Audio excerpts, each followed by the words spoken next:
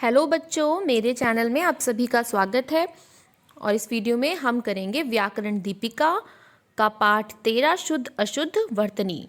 तो पहले हम समझ लेते हैं कि शुद्ध अशुद्ध वर्तनी क्या होती है। अब यहाँ पे आपको एक चित्र दिया गया है चिड़िया का और यहाँ पे एक चित्र दिया गया है सैनिक का। इसके नीचे आपको 3 ऑप्शन दिए गए हैं जिसमें चिड़िया लिखा है। आपको बताना है उनमें से कौन सा सही है और इनके सामने जो सही है उसके सामने सही का चिन्ह लगा हुआ है पहले से, यानी ये सही वर्तनी है, ये गलत है। तो जिस तरीके से ये लिखा जाता है उसे ही वर्तनी कहते हैं।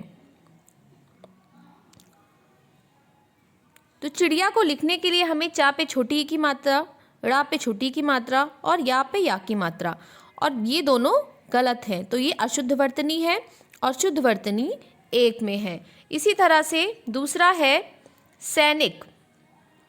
सैनिक में ए की मात्रा आती है, इसमें ए लगा है तो ये गलत होगा। इसमें न पे बड़ी की मात्रा लगी है तो ये भी गलत होगा। तो शुद्ध वर्तनी 2 में है, तो 2 सही है। समझो, चित्र क के नीचे चिड़िया शब्द 3 प्रकार से लिखा गया है, जिसमें केवल नंबर 1 शुद्ध है, बाकी नंबर 2 तथा नंबर 3 अशुद्ध है। चित्र खा के नीचे सैनिक शब्द 3 प्रकार से लिखा गया है, जिसमें नंबर 2 शुद्ध है तथा नंबर 1 तथा नंबर 3 अशुद्ध है। तो इसमें बताया गया है कि कौन सा शुद्ध है कौन सा अशुद्ध है। ध्यान दो, भाषा में सही उच्चारण के आधार पर हम किसी भी शब्द को अशुद्ध लिख सकते हैं, शुद्ध लिख सकते हैं। उच्चारण, तो जैसा उसका उच्चारण है उन्हीं शब्दों का प्रयोग करके, उन्हीं मात्राओं का प्रयोग करके हम उस शब्द को लिखते हैं। याद करो, शब्द के लिखे हुए रूप को उस शब्द की वर्तनी कहते हैं। तो जिस रूप में शब्द लिखा हुआ है उसे ही उसकी वर्तनी कहते हैं। अब यहाँ पे कुछ अशुद्ध शब्द और उनका शुद्ध रूप दिया गया है। ये सारे शब्द आपको पढ़ने हैं और समझने हैं। जैसे कि दोष में ये वाला श न आकर षटकोण वाला श आता है, तो इसका शुद्ध रूप ये है। पुस्तक में सपेरा वाला सा आता है, ये वाला श नहीं आता, तो ये वाला सही है। खिलौना में ला पे औ की मात्रा होती है, तो ये वाला सही है। नतर्क ये गलत लिखा है, र त पे लगता है, तो ये वाला सही है। इसी तरह से सभी शब्द आपको पढ़ने हैं और उनका शुद्ध रूप सीखना है। अब हम इनके अभ्यास देख लेते हैं। यहाँ लिखा है शेर। शेर में ए की मात्रा नहीं आती, शेर में ए की मात्रा आती है, तो इसको इस तरह से लिखा जाएगा। तो इसका शुद्ध रूप ये है। चिड़िया का अभी हमने देखा था, चिड़िया का शुद्ध रूप होगा ये, तो इसको इस तरह से यहाँ लिख देंगे, ड़ के नीचे बिंदी लगेगी। चौकीदार में औ की मात्रा आती है, तो च पे औ की मात्रा आएगी, तो इसको इस तरह से लिखा जाएगा। मोर ये भी गलत है, मोर होता है, तो इस पे ओ की मात्रा लगाएंगे, इस तरह से लिखेंगे। तिथि में त तथा थ दोनों पे ही छोटी ई की मात्रा लगती है, तो ये इस तरह से लिखा जाएगा। औरत ये औ से शुरू होता है, हम बचपन से ही पढ़ते आए हैं औ से औरत, तो ये इस तरह से लिखा जाएगा। अब यहाँ पर हमें 3-3 शब्द दिए गए हैं, यानी एक ही शब्द की 3 वर्तनी दी गई है। हमें उसमें से शुद्ध वर्तनी चुननी है और उस पर चिन्ह लगाना है। तो सूर्य को सही से लिखने का जो तरीका है या शुद्ध वर्तनी इनमें से है, वो है पहला वाला।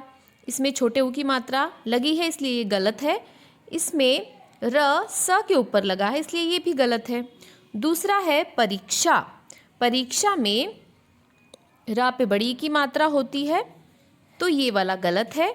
और ये वाला क्षत्रिय वाला श होता है, इसलिए ये भी गलत है। तो जो सही है ये वाला सही है, इसको हम अंडरलाइन कर देंगे या आप इस पे चिन्ह भी लगा सकते हैं। रोशनी, श पे कोई मात्रा नहीं होती इसलिए ये गलत है। रा पे औ की मात्रा नहीं होती इसलिए ये भी गलत है। जो सही है वो ये वाला है, रा पे ओ की मात्रा होती है। रुपया में र पे बड़े ऊ की मात्रा नहीं होती इसलिए गलत है, ये वाला सही है। पा पे भी आ की मात्रा नहीं होती है इसलिए ये भी गलत है।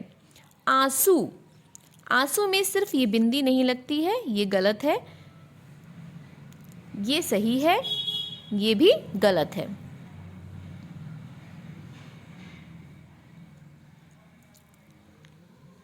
अगला है निम्नलिखित वाक्यों में अशुद्ध शब्द को शुद्ध करके वाक्य पुनः लिखो।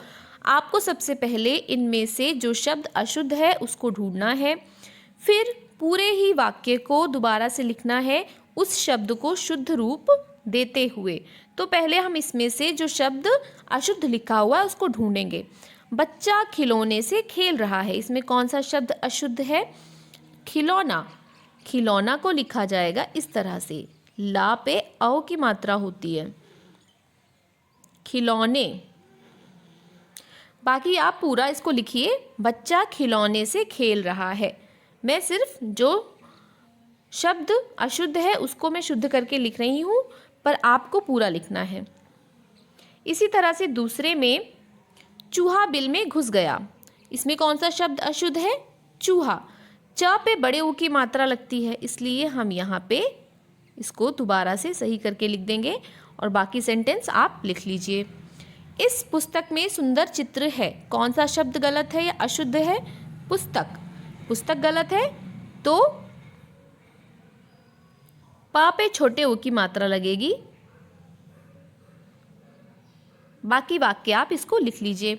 चौथा है, उसने भिखारी को 1 रुपया दिया, इसमें कौन सा शब्द अशुद्ध है? रुपया, क्योंकि इसमें छोटे ऊ की मात्रा लगती है। तो इस तरह से आपको इसको सही करके लिखना है और बाकी का वाक्य भी पूरा करना है। सो हमारा पाठ यहाँ पे ख़त्म हो जाता है। धन्यवाद।